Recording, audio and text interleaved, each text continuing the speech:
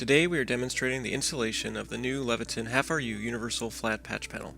This panel will accept both unshielded and shielded quick port jacks and is suitable for use where high density patching is required. The 1/2RU patch panel and the included hardware is supplied in sustainable packaging. Inside the carton you will find the 1/2RU powder coated panel, rear management tray, installation instructions, and hardware kit.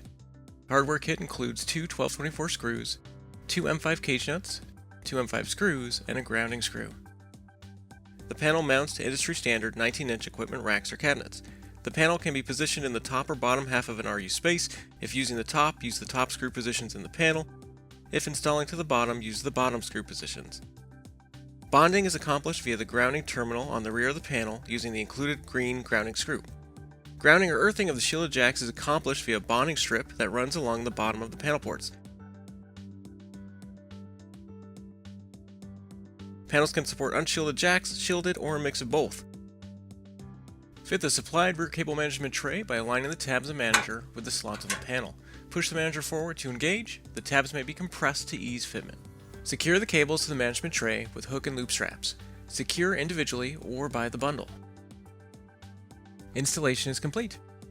For more information, visit leviton.com/ns.